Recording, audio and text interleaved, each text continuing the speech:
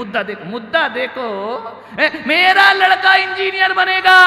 पति ने कहा खबरदार, जितना तेरा अधिकार है उससे ज्यादा मेरा अधिकार है, मेरा बेटा डॉक्टर बनेगा। लड़ाई काय की चल रही, डॉक्टर इंजीनियर दोनों झगड़े जा रहे हैं। मेरा बेटा बच्चे, मैंने कहा एक बात बताओ, एक कह रही मेरा पति डॉक्टर बने, मेरा बेटा इंजीनियर बनेगा। मैंने कहा एक बार तुम दोनों ने अपने बच्चे से पूछा है कि तू क्या बनेगा? सब कुछ तुम ही बनाने के लिए तैयार हो। जैसे ही मैंने कहा जाओ बच्चे को बुलाओ, उससे पूछो कि तू क्या बनेगा। मालूम है पति पत्नी ने एक दूसरे को देखा, बोले बच्चा तो अभी पैदा ही नहीं हुआ है। झगड़ा देखो बिना सिर पैर का, अभी आया नहीं है, प्लानिंग चल रही है क्या बनेगा। बिना सिर पैर के झगड़े। ध्यान रखना, आपसे निवेदन है, गुस्से को ठंडा करना सीखो, दिमाग को ठंडा रखो।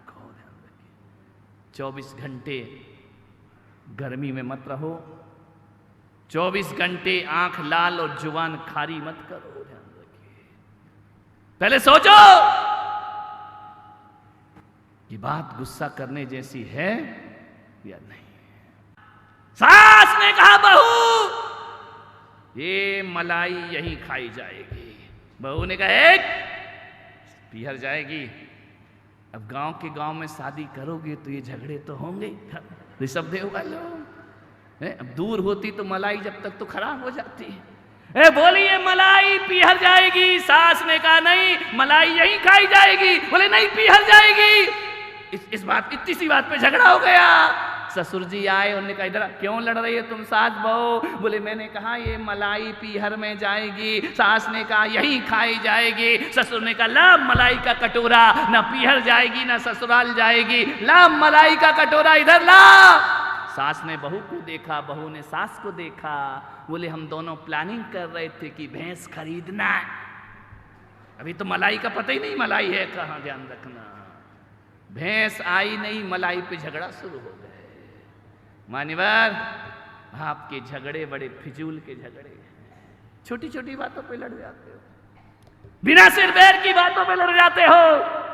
और क्रोध जब भी आता है ना, या तो भूतकाल पे आता है या भविष्य काल पे आता है। ये भविष्य के झगड़े, भूतकाल के झगड़े हैं। मलाई नहीं है और झगड़ा शुरू हो गया। ध्यान रखना, कैसी कैसी बातों पे लड़ते हो तुम। जेठ जी आए, गर्मी के दिन थे, और जेठ जी ने क्या किया, छोटे भाई के बच्चे भी थे और उसके बच्चे भी थे। थैले में हाथ डाला, आम निकाला, एक आम छोटे भाई के बच्चे को दे दिया और एक आम खुद के बच्चे को दे दिया। अब संयोग से ऐसा जेठ जी का कोई मूड नहीं था, कोई प्लान नहीं था, संयोग था, हो गया तो हो गया। छोटा आम छोटे भाई के बच्चे को दे दिया और बड़ा आम खुद के बच्चे को दे दिया। ये तो जेठ ने सोचा भी नहीं था, लेकिन वहां बहू रानी देख रही, अच्छा अपने बच्चे को बड़ा और मेरे बच्चे को छोटा। अतश्री महाभारत प्रस्तुत करता गोदरेज। इतनी सी बात पे झगड़ा हो जाता है। मान्यवर, क्रोध तात्कालिक पागलपन है, ध्यान रखना। जब वो आता है तो बुद्धि को हर के आता है, और जब जाता है तो पश्चाताप को छोड़ करके जाया करता है। ध्यान रखिए, आपसे मेरा निवेदन है, किन किन बातों पे झगड़े हो रहे, छोटे बड़े आम पे झगड़े हो गए। ये तो उस पिता ने सोचा ही नहीं था, लेकिन झगड़े हो गए। मुल्ला नसरुद्दीन जयपुर जा रहा था, कहीं गए हैं, अभी तक नहीं लौटे हैं। जयपुर जा रहा था मुल्ला नसरुद्दीन, उसका बेटा कमाल आया, बोले इधर आ इधर आ। बोले क्या पापा? बोले बेटा मैं जयपुर जा रहा हूं, हो सकता है 1 दिन के 2 दिन और लग जाएं। तो बच्चे ने कहा कोई बात नहीं बाप, तुम जाओ तो जाओ यहां से, थोड़ी तो शांति होगी। बोले इधर आ। उठाए और 4-6 तमाचे मारे। पत्नी गुलाबों ने कहा तेरा दिमाग खराब है, तू बाहर जा रहा है, बाहर जाता है तो बाप बेटे को सीने से लगाता है, प्यार करता है, तू उसकी पिटाई कर रहा, तू उसकी ठुकाई कर रहा। बोले तू चुप रहे, मार लेने दे जी भर के, मैं जा रहा हूं, 4-5 दिन भी लग सकते हैं। अरे तो बोले उसको प्यार कर। मुल्ला ने कहा नहीं, जी भर के ठोकूंगा पट्टे को, आज इतना मारूंगा, इतना मारूंगा। पूछा मुल्ला तू पागल हो गया, काय को मार रहा है? बोले इसलिए मार रहा हूँ कि जयपुर जा रहा हूँ, 4-5 दिन लग गए और कल इसका रिजल्ट आ रहा है और मुझे मालूम है फेल होगा, और ये फेल होगा तो इसकी पिटाई। ध्यान रखना, ये भविष्य के झगड़े, फोकट के झगड़े, फोकट का गुस्सा कि कल मैं रहूंगा नहीं और रिजल्ट में ये पक्का। वो तो स्वरित बड़ा हो गया है, नहीं तो बल्लू भी यही करके जाता। ध्यान रखना, मास्टर का लड़का है, ध्यान रखना। मान्यवर विचार करिए, सोचिए।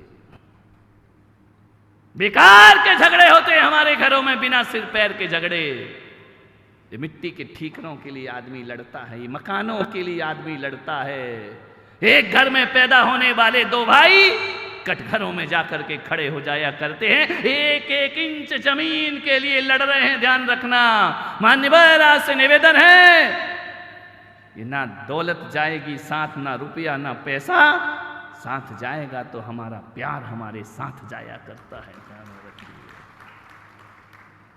लेकिन आदमी लड़ रहा है, भूतकाल के झगड़े होते हैं। इतना अच्छा प्रवचन में आदमी आ रहा था, चौराहे पे झगड़ा हो गया, कॉलर पकड़ ली। अरे मैंने कहा हुआ क्या? बोले वही आदमी है। मैंने कहा कौन?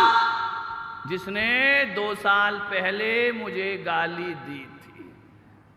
तेरे पागल की 2 साल पहले की गाली अब याद आ रही है तुझे? बोले नहीं, जब जब इसको देखता हूं तो गाली याद आ जाया करती है। अरे मैंने कहा 2 साल पहले इसने गाली दी थी ना, वो दिन कौन सा था, वो तारीख कौन सी थी? बोले तारीख और दिन तो याद नहीं।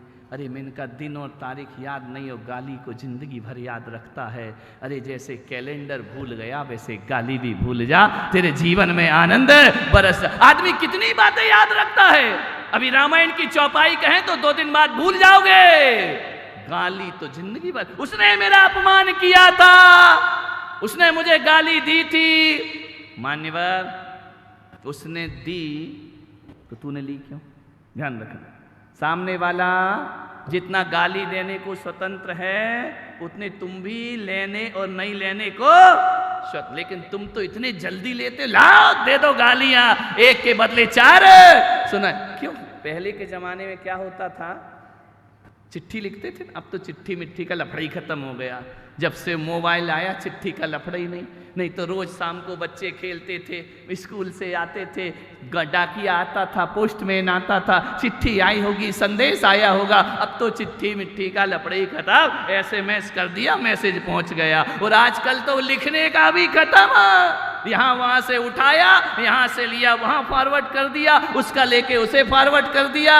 मान्यवर ये भी पढ़ने की फुर्सत नहीं कि उसमें क्या लिखा है। कभी एक काम करना अनंत जी, यदि मैसेज में 10 गाली लिखी हो, किसी को फॉरवर्ड कर देना तो वहां से यही लिखा आएगा थैंक यू, क्योंकि पढ़ने का उसको भी समय, ना भेजने वाले को पढ़ने का समय है ना लेने वाले। क्या जमाना था जब चिट्ठियां आती थी, इंतजार रहता था, कैसी भाषा थी, एक एक शब्द संभाल संभाल के लिखा जाता था, कैसे शब्दों का संकलन हुआ करता था, कैसे भावनाओं को शब्दों में रंग करके पहुंचाया जाता था और कैसे दूरियों को आपस में मिलाया जाता था। वह पत्र का जमाना हुआ करता था, चिट्ठी का जमाना हुआ करता था।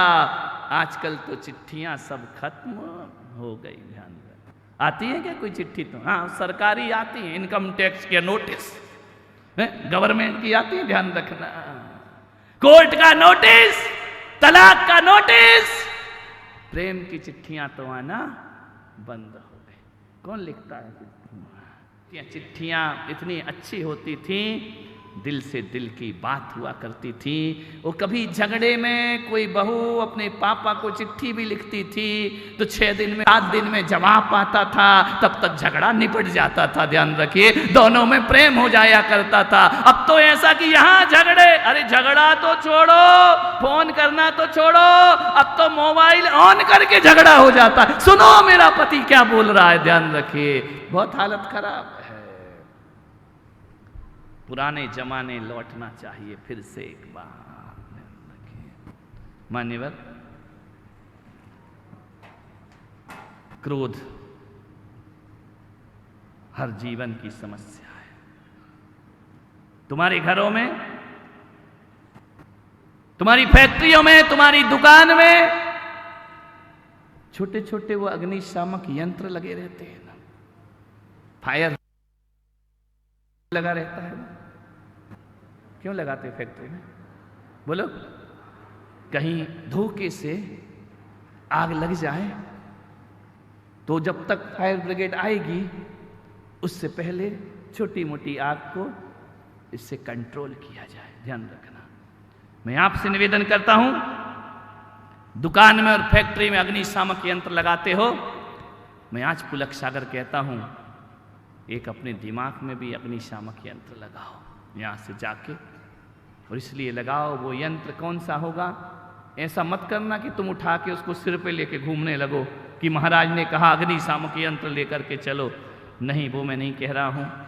मैं कह रहा हूं कि अपने दिमाग में समझदारी का अग्निशामक यंत्र लगाओ, क्योंकि तुम्हारे दिमाग में भी कभी भी चिंगारी भड़क सकती है, कभी भी आग भड़क सकती है, कभी भी तुम्हारी जिंदगी को राख कर सकती है।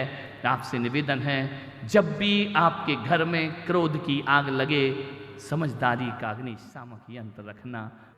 पूरे गांव में हर घर से झगड़ा करने की आवाज आती थी, लेकिन कबीर की झोपड़ी से कभी पति पत्नी के झगड़ने की आवाज नहीं आती थी। एक जिज्ञासु गया और उसने जाकर कबीर से पूछा कि मैं बरसों से देख रहा हूं तुम्हारी झोपड़ी में परमात्मा के गीत तो सुनाई देते हैं, आत्मा के गीत तो सुनाई देते हैं, तुम्हारे घर में कभी लड़ाई की आवाज नहीं आती है।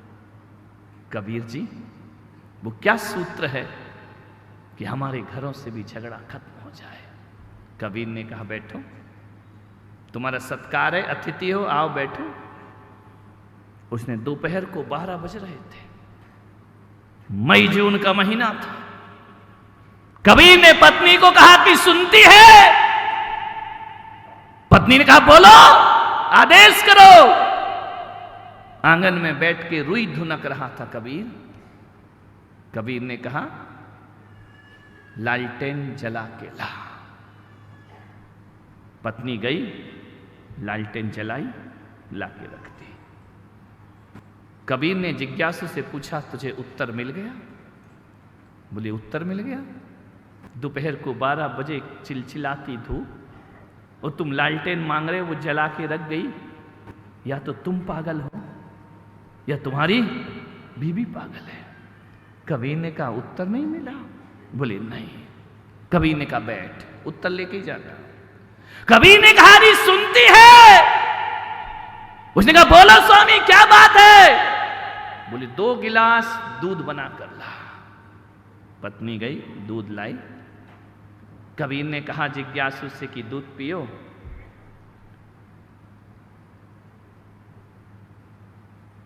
जिज्ञासु ने जैसे ही दूध होठों से लगाया, थूक दिया। बोले, पागल हो, दिमाग खराब है क्या तुम्हारा? कबीर ने कहा, रुक जा।